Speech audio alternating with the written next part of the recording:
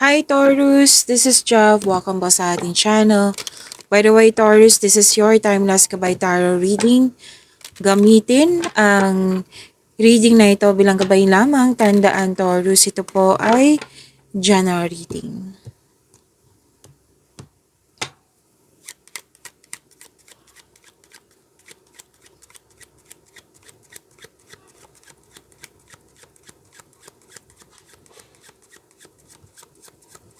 Mga parating pa para kay Taurus.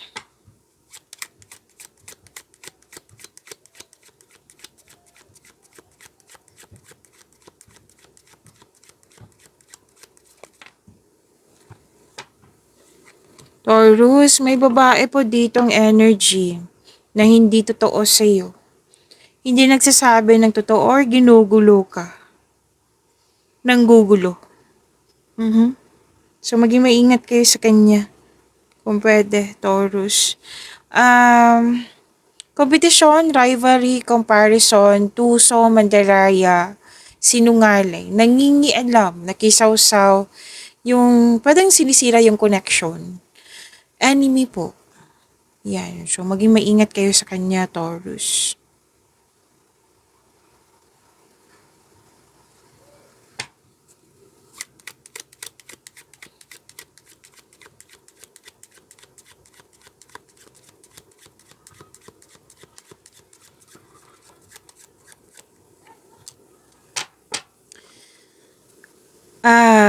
Okay. May success. Wow. May success claim niyo po. May attainment, fulfillment sa pangarap.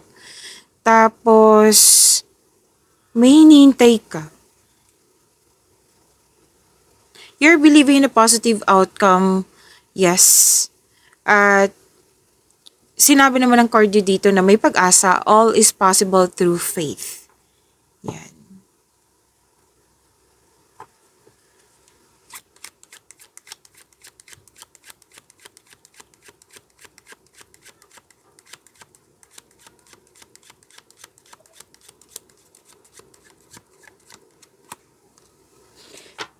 Okay, may kausap ka, babae.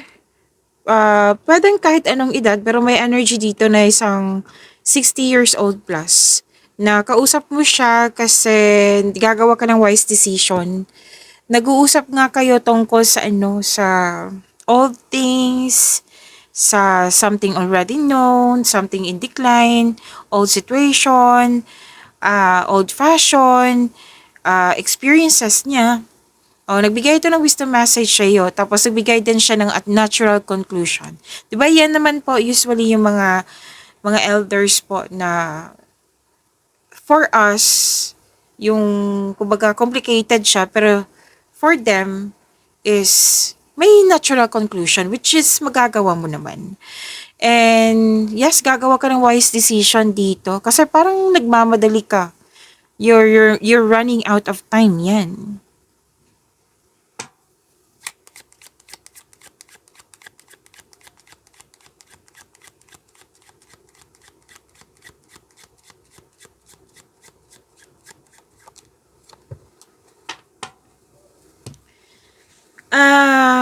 Parang naglilinis ka dito or nag-arrange ka sa isang room, pwede sa trabaho, pwede sa bahay, na nag-prepare ka dito like tatanggap ka ng mga bisita. May meeting, confidential communication, private meeting, uh, nag-uusap tungkol sa domestic environment, economic progress, yan. Something that comes in pairs, yan. Yan din yung pinag-usapan. May nagtutulungan, may teamwork, maraming ginagawa. Oo, may maraming ginagawa. At may binigay sa iyo na bago, new roles na at the end of the day, na-realize mo na bagong strength mo ito. Kumbaga, effective ka sa binigay na new role sa iyo.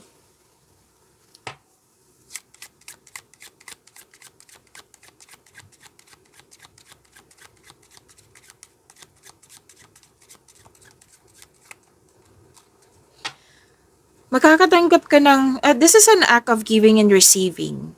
Pwedeng may energy dito na kayo ang nakatanggap. Some of you, may energy po na kayo ay nagbigay. So this is an act of giving and receiving. This is generosity. Opo. At sabi din dito na pwedeng naka-receive kayo ng donation, give, tulong, contribution, rewards, offer, proposal, about luxury, something expensive, jewelry, or an important object, pwede din parcel. Wow, ang ganda naman, claim niyo po.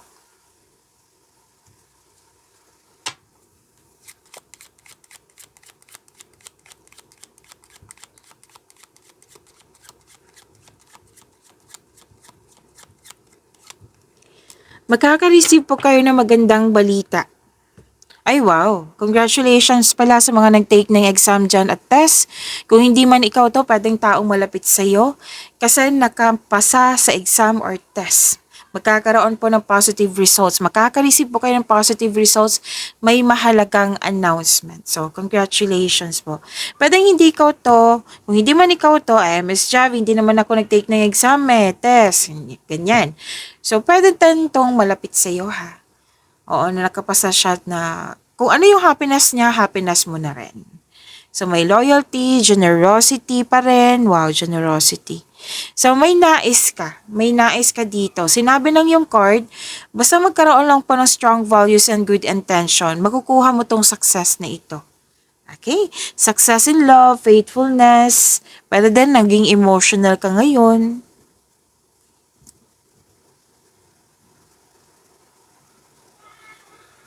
So, happiness, love is blooming, may ligawan, attraction, affection, romance, may bagong pasok sa relasyon, the love of a person or a thing.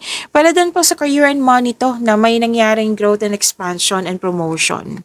So, dalawang card na po mismo nagsabi tungkol sa promotion po. Natandaan nyo yung sinabi ko kanina na may binigay na new role sa iyo na effective ka.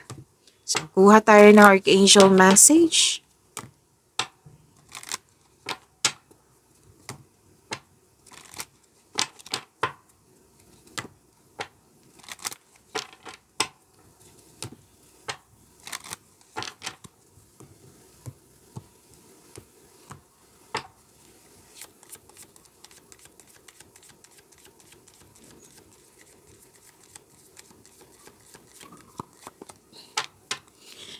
Message from, oh wow, Archangel Michael. Sabi po niya, you are a powerful, loving, and creative child of God. Ay, wow, clean.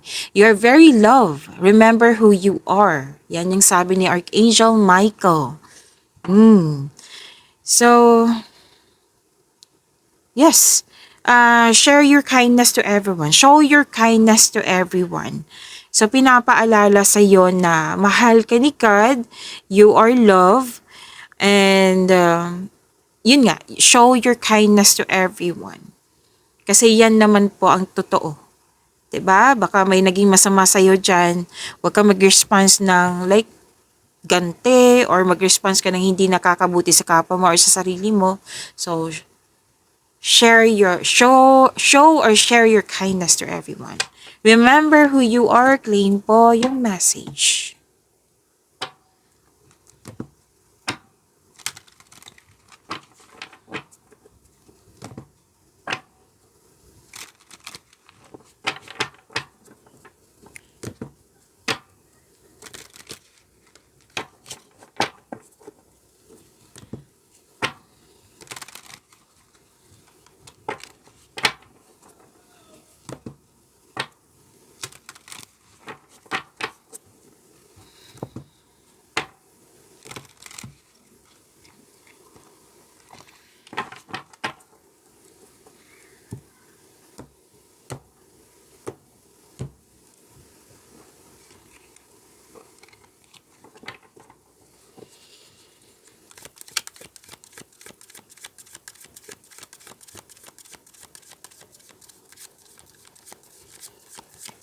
Energy, Taurus.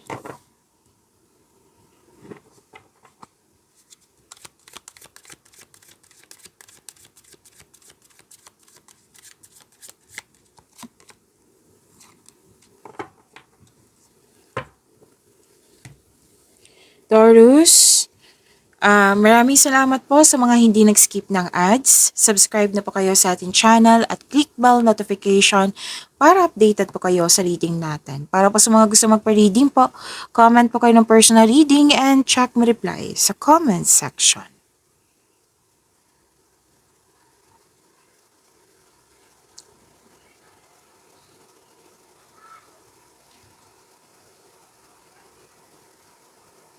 Okay. Nanindigan ka sa yung desisyon. May defensive dito. Gumagawa po ng strategy planning. May ganap na challenges or struggle, pero buong tapang mo namang itong harapin. Katapangan at kumpiyansa sa gitna ng anumang klaseng atake. Pwede din na may ganap na pinagtanggol mo yung kaibigan mo o miyembro ng pamilya laban sa iba. Huwag po daw kayo mag-focus masyado sa problema kasi magdudulot po ito ng pagtigil. So, may ganap na conflict. Kung conflict man po ito sa isang tao, kailangan nyo mag-usap ng mahinahon. Like give and take. Oo, kasi nagsasalita din siya para paano kayo magkakaintindihan yan. So, sabi ng card dito, kailangan may willing na makinig. Give and take nga. So, improved communication ay kailangan dito. Magsalita ka, makinig siya. Magsalita siya, makinig ka din. Yan. Tapos gawa kayo ng adjustment kung yung kinakailangan po para magkasundo po kayo. Kung ano man tong challenges na nakikita ko dito, ma-overcome nyo rin po ito, sabi ng iyong card. Okay?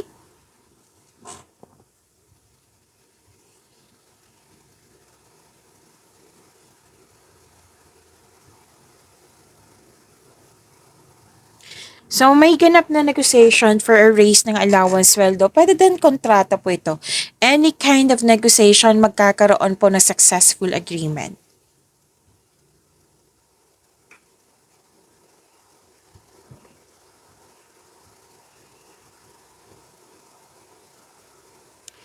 Malakas ang iyong intuition. May malalaman kang sekreto mula sa isang tao. Kailangan nyo makinig sa inyong intuition kung pwede po kung gusto nyo po. Kasi may panawaging spiritual na parating sa iyo. And sinabi na ng card na ang advice kasi ng card dito na clear your mind and ask your heart for the answers you seek. Kasi naghahanap ka ng solusyon sa inyong problema, sagot sa inyong mga katanungan. Ang sinabi ng iyong card dito, the answers are already within you. Kailangan mo lang magtiwala.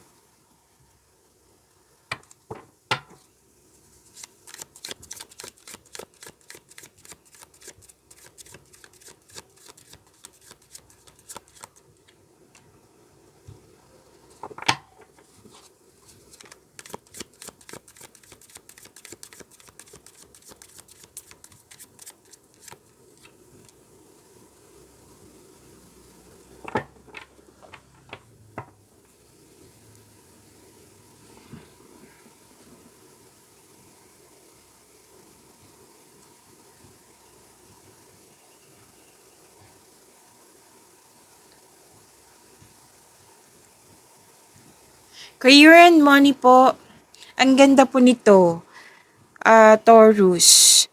Kasi sabi dito may parating na opportunity. And your finances are improving also. You are becoming more confident sa mga ginagawa mo dyan. Dalawang card po mismo nagsabi niyan. Magkakatanggap po kayo ng mensahe galing sa isang unexpected sources. Pwede itong galing to sa isang tao na mas bata pa sa iyo. Or pwede din pong intuition nyo na sinabi ng yung card dito na kailangan nyo sanang makinig kung pwede, kung gusto nyo. May nakita rin ako dito makaka-receive po kayo ng magandang balita.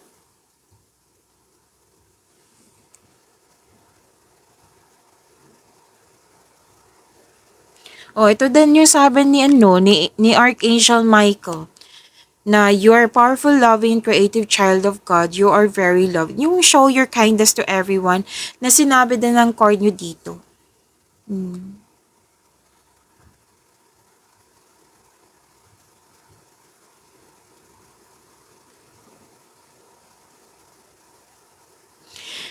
Okay, you're feeling powerful and enjoying being recognized in your workplace. So, this is recognition. Claim nyo po.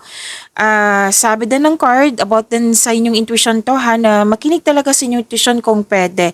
Kasi magbibigay itong, ituturo sa iyo yung tamang daan patungo sa success, na magkakaroon ng growth.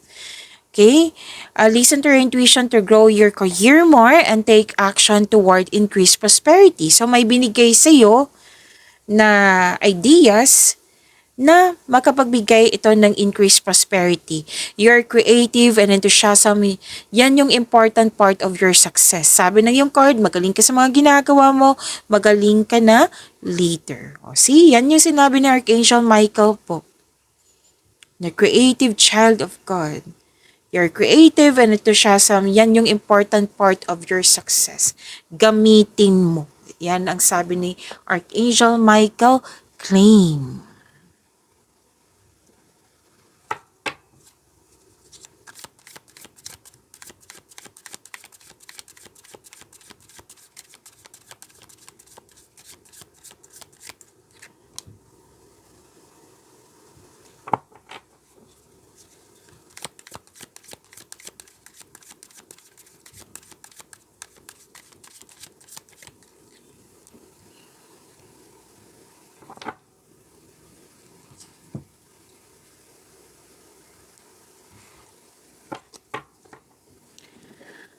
Taurus, huwag niyong kalimutan na mag-subscribe sa channel natin at i-click yung bell notification para updated po kayo sa reading natin. At huwag niyong kalimutan na panoorin niyo po yung weekly Gabay Tarot reading niyo or yung second half of the month of April 16 to 30, 2026. Napanood niyo na ba? Kung hindi pa po, panoorin niyo po. Andito lang po sa channel natin. Scroll down niyo lang po. At by the way, Taurus, nag-o-offer na po ako ng rush reading. Kung gusto niyo po, comment down personal reading at antayin yung reply ko.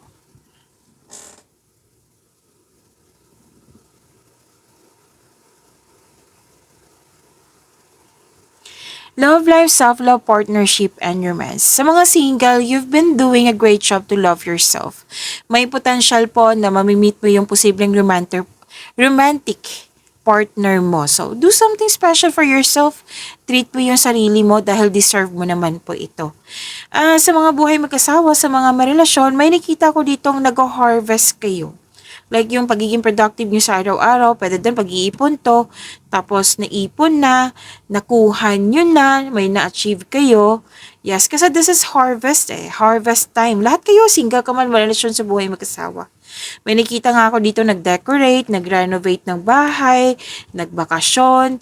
Basta po, nakikita ko dito nagfo-focus kayo sa peace of mind. Yan, na magbibigay ng peace of mind sa iyo. Claim, ang ganda po nito.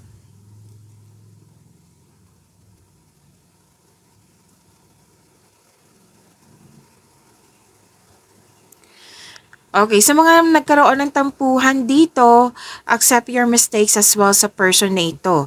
So, you can successfully let the past go. Pwede din po na pwedeng ikaw to or pwedeng yung taong yon na may balak bumalik sa iyo.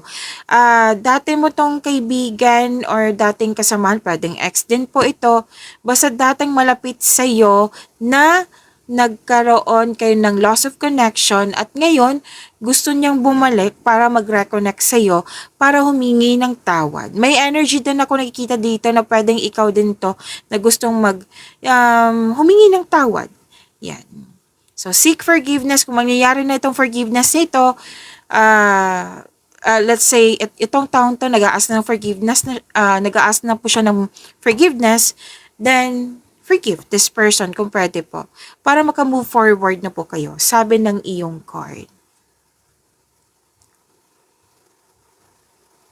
Kung ano man po yung mga challenges nyo po na na-encounter nyo, ma-overcome nyo rin po. Sabi ng iyong card. Oo.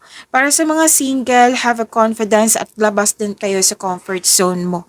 Na upang sa kayo, you have a chance to meet new people. Opo. Baka babad na kayo sa trabaho dyan, sa kaka-travel. So, sabi naman po ng card dito, labas ka. Kung pwede, labas ka sa comfort zone. Kung gusto niyo na po ha, kung ready na kayo sa love life nyo. Kung ready na kayo sa bagong pag-ibig yan. At,